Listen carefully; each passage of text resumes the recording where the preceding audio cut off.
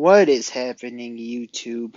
So, October is around the corner, and at the time I'm recording this, it's on the night of September 30th.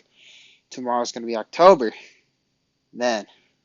And when it's October, the NBA season's going to start. Probably within like the third week of October, and then first you'll see some preseason, so that's going to be fun.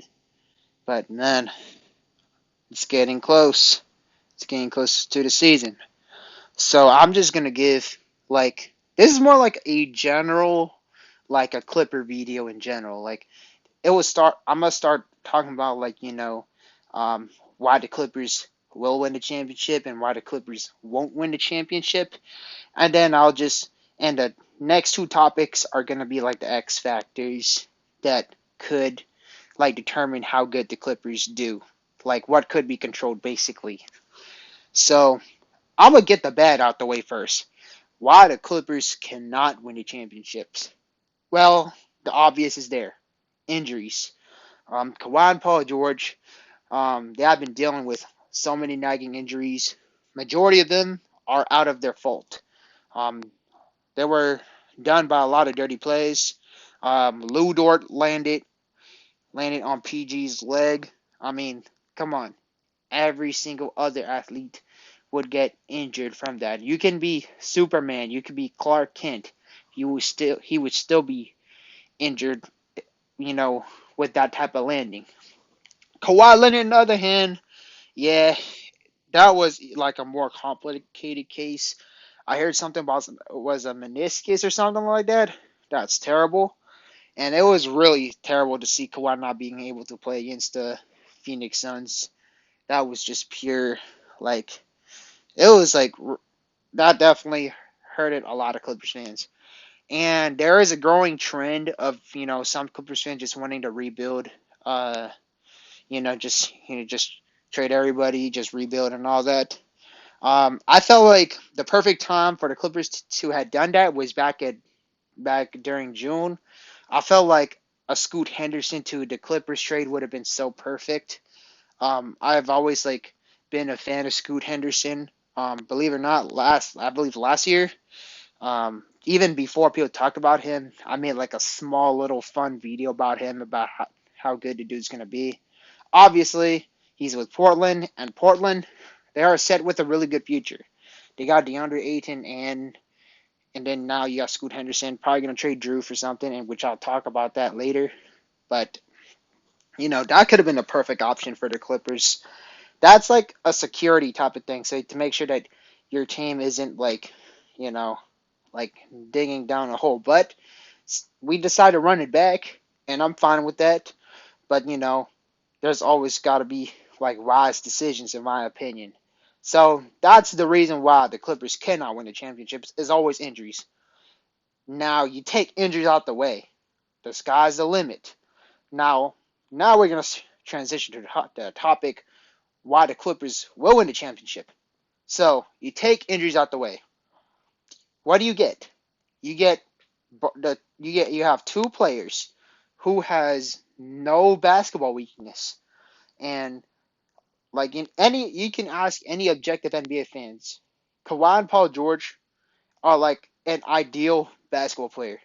They have no basketball weaknesses.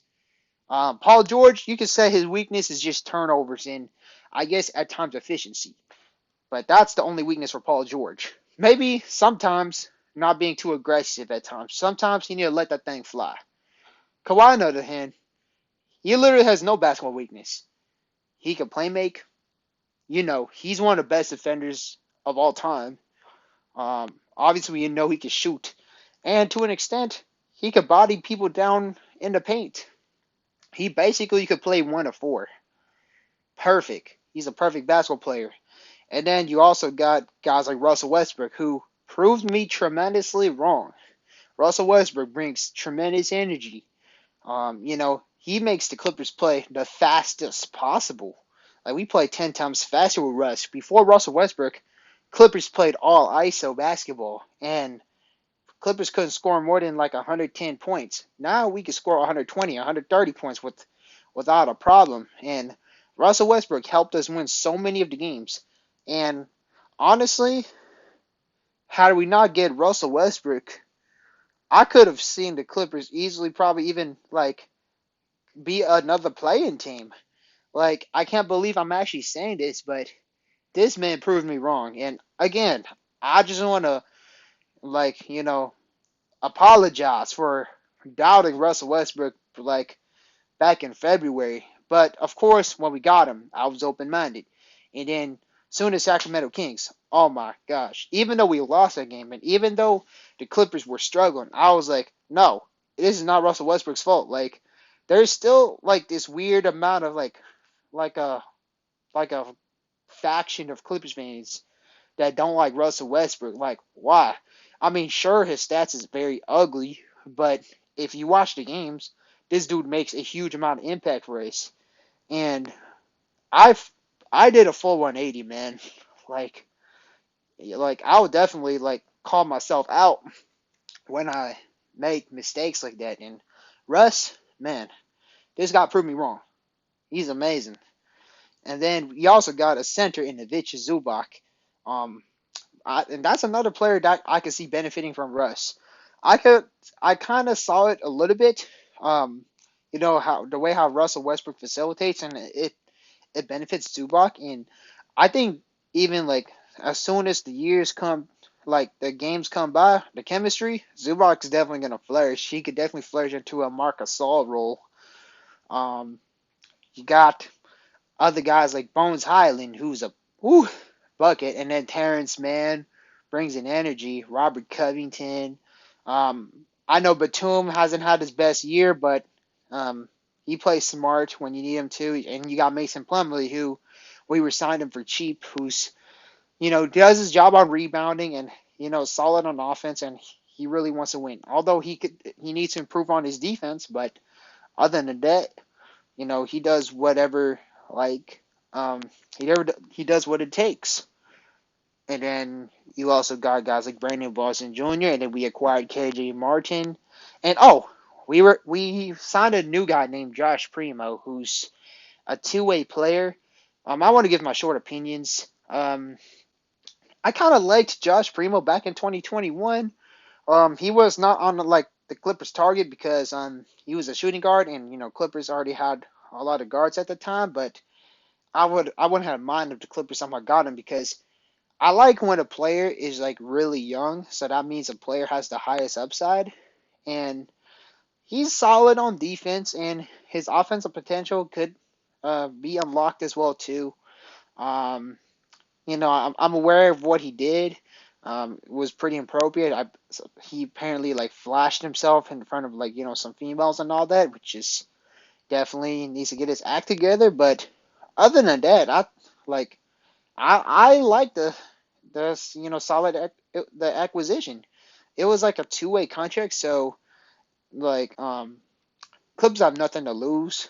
So we could just add him to our G League team, and if he balls out, who knows? We could plug him in the rotations. But we do have a lot of guards, so I was like, he's probably not gonna get any minutes because I'm already vouching for Brandon Boston to get minutes, but that boy gets no minutes, man, and that'll be the next topic I'll talk about, like real soon. But um, Josh Primo, that could be a solid acquisition. That's like a buy low, high, like a low risk, high reward. Like it's pretty solid. We'll see what happens. But now let's get to the X factor number one, and that is Ty Lue.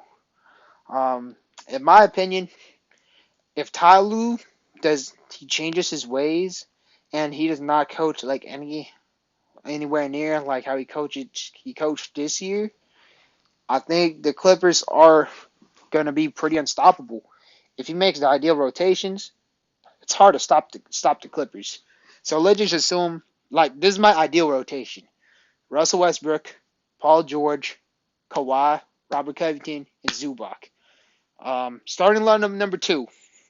Actually, no. Let's go to the bench first. Let's go to the bench before I do my second scenario. And then you got Bones Highland, Terrence Mann. Um, Personally, I would love to see Brandon Boston Jr. and then I'll do Robert Covington, and then center would be like a mix of Diabate or Mason Plumlee. You could choose your mix and match some days. I forgot Norman Powell, but I guess Norman Powell for like like bigger games, and then maybe every other games, maybe you just kind of do a little switch with Norman Powell, Brandon Boston, and of course you got to find a way how to plug KJ Martin. So I would kind of rather see like maybe KJ Martin play the backup power forward.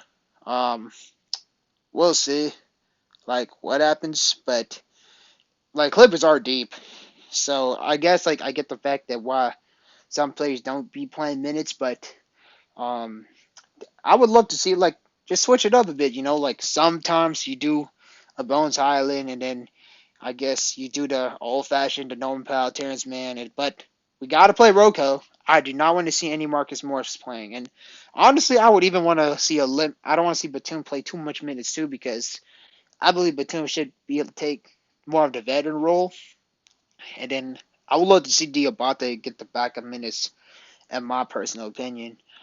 But my ideal lineup though is like having Brandon Boston Jr. play the main six man, and then as the Norman Powell situation, love him as a player, but he's like my first guy who I'd like trade if we would make any big upgrades. But definitely do not play too much Marcus Morris, and do not play those ridiculous small ball lineups. Like bro, Tyloo he be playing like occasionally. Like okay, this was like before we acquired like Russell Westbrook. It would be like something like Reggie Jackson, John Wall, Luke Kennard, and then Terrence Mann, which is that's the good part. But then you would see something like Marcus Morris at the center. Like, no, you cannot do that, Ty Lue. Like, bro, even if you did it against like a really good college team or like the G League Ignite team, you would have low key lost that game too. Like, I was like, this year Ty Lue was pretty disappointing, and in my opinion, that's one thing I also hate about the injuries. Um, I I believe if Kawhi Paul George were healthy, I believe Ty Lue coaching would have been exposed more, and that would have like made Lawrence Frank and Steve Ballmer considering Ty Lue to be fired or something like that. But since Kawhi and Paul George was hurt, Ty Lue kind of like got the easy like kind of like the media were easy on him because obviously Kawhi and Paul George is hurt. So of course Ty Lue kind of might have got saved by the bell. But every year's a new year, and I hope this man proves me wrong. But I've been pretty disappointed about how he's been coaching the Clippers. Um, but definitely, I would like my ideal coach is any coaches who's want to switch it up, and he's not afraid to you know try something different and not just play the big name players and let the young guys get no minutes. But yeah, like Ty Lue's coaching was disappointing in my opinion, but if he changes, that definitely could favor the Clippers a lot more. Ty Lue does have a 1 year contract, so after this year, Ty Lue is either he's going to renew with the Clippers, or some teams will pick him up, and then maybe Clippers can actually get the coach that I would actually kind of like wish for. Now, X factor number 2, trades. Um, the Clippers, the way how they've been trading, it's so inconsistent. Um, it's either they do a good trade or they overtrade. Like the Eric Gordon trade, how do you honestly do that? That's honestly one of the worst trades. And honestly, like the 21st century. Um, the only worst trades I could have think of was the Rudy Gobert trades and the Mo Williams for Kyrie Irving trade, which that's what the Eric Gordon trade reminded me of. And another trade, the Brooklyn Nets. trade with Paul Pierce and KG and all the old people. So, but that was a terrible trade for the Los Angeles Clippers. But the Clippers did make good moves. They did get Bones Highland. I thought the KJ Martin acquisition was pretty nice as well too. Um, but now there are many options of who the Clippers could trade for. Obviously, I mentioned it last video, but I'm gonna just add on.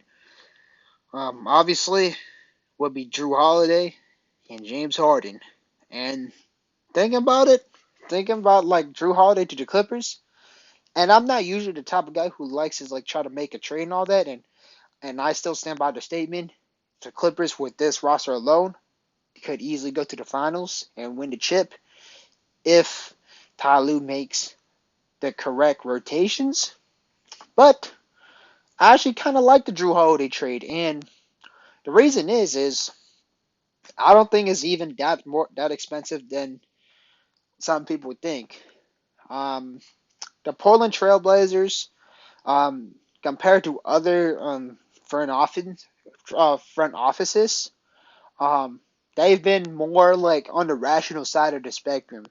They're not like the Toronto Raptors or the New Orleans Pelicans who would just, try to get 4 or 5 first round picks for just OG Anunoby, who's a good role player, but he's not worth more than like 2 first round picks. But the Portland Trail Blazers is not the Toronto Raptors, and I think they're asking for 2 first round picks, and I think I have an ideal trade package for Drew Holiday because the 76ers, they're a little bit stubborn. They be wanting to trade, trying to get our young guys, and honestly, Harden can go to Miami, Drew Holiday to the Clippers. Um, so it would be a 1st round pick. I would say like a top 8 protected. So just in case if the Clippers are like terrible, terrible, um, Clippers could still like get like a be like get their own pick, but if the Clippers are decent, like there was the Portland will still have a 1st round pick, or even the Clippers just have a down season, they could still get a 1st round pick. Like a 10th pick could be good. So I'd say that like a top 8 protected pick. Um, and then let's see, Marcus Morris, he could go there. Amir Coffey, and then I would call up a third team. I would call up Orlando. I would tell Orlando to send the Portland Trailblazers a 1st round pick, and then we give them Norman Powell.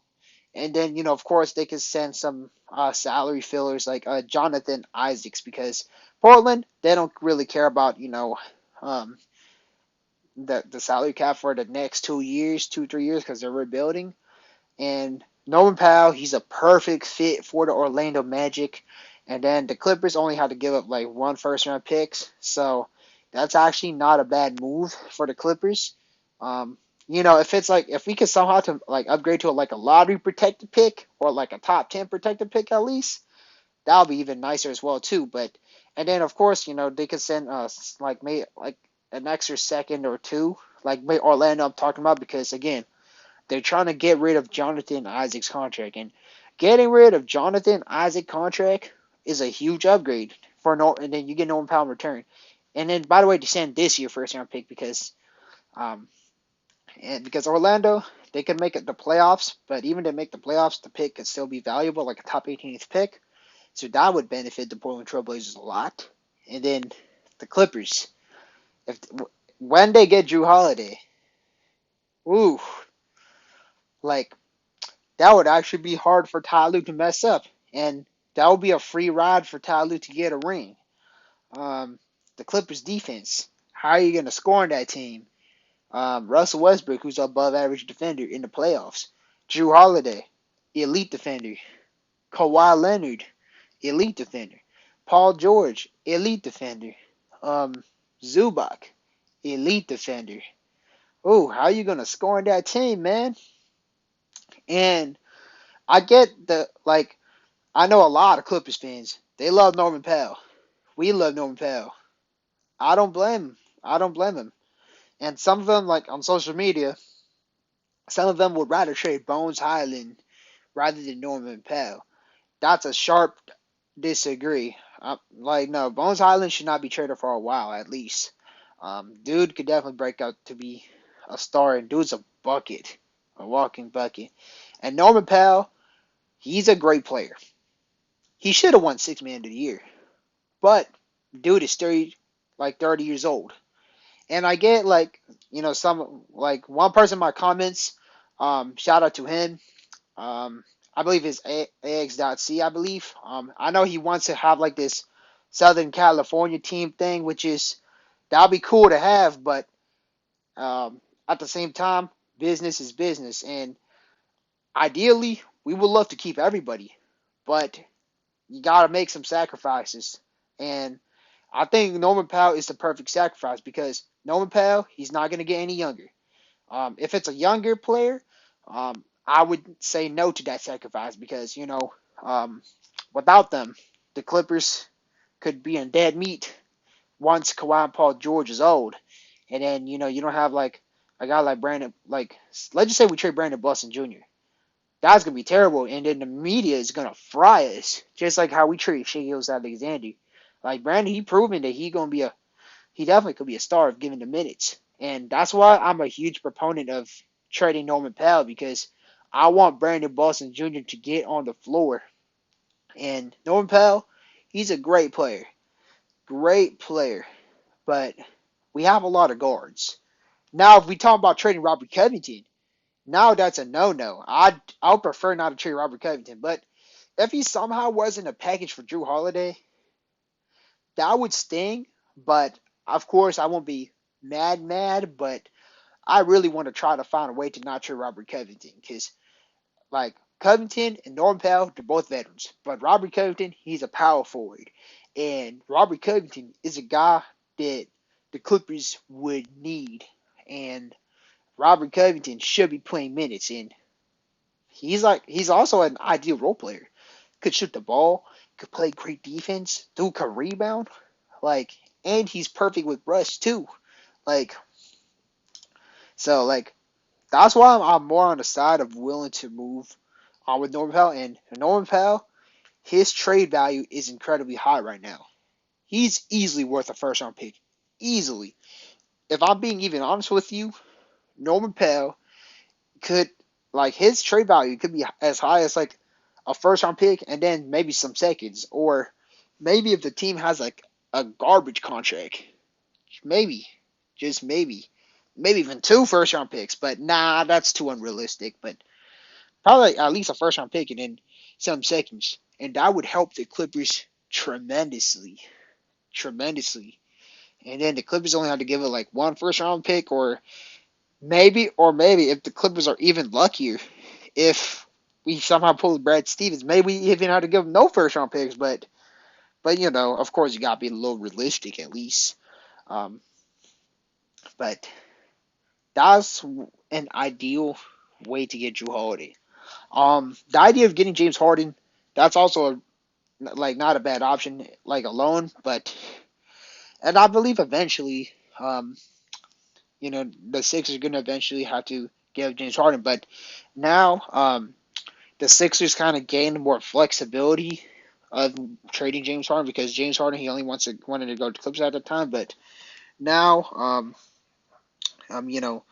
he won't mind like probably going to teams like Miami. So probably, um, the Heat's gonna compensate and give him what um, Daryl Morey would need, maybe like a first, like some first round picks, and then Jaime Jaquez and or Nikola Jovic and all that, or maybe if they even want to go crazier, they go Tyler Hero. But I think trying to target Drew Holiday would be like a more better option for the Clippers because um, the Clippers getting Drew Holiday without giving up too much, without giving Brandon Boston, Terrence Mann, and Bones, and too many first round pick or Diabate.